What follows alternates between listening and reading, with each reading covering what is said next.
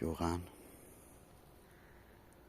و قبور بسیار زیبا مربوط به دوره هخامنشیه، تراشی که روی سنگ دادن، جوغن کار و سنگ هرم فوق‌العاده زیبا و بزرگ.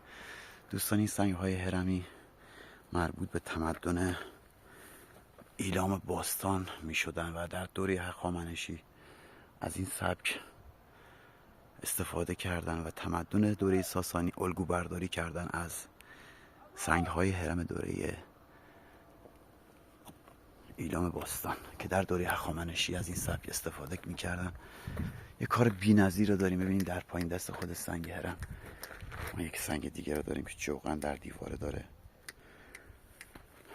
و این قسمت هم همینطور یک سنگ نگهدارنده رو داشتیم که دوستان با راهنمایی کردن اینجا رو باز کردن. ببینید دوستان، ملات هایی که توی کار استفاده میشه، همیشه گفتم یک لایه ملات داریم در زیر این قبور هخامنشی و چیدمان کاملا واضح مشخصه و کار در زیر این سنگ ورودی داده که به زیر خود سنگ راه میده و کاملا واضح و مشخصه. تدفین های دوره هخامنشی تو کار سفال و همچنین استخوان هم پیدا شد. یک کار بی‌نظیر و ارزشمند. همین سبک کارها رو ما به صورت گسترده داریم، کاملا نمادین و زیبا.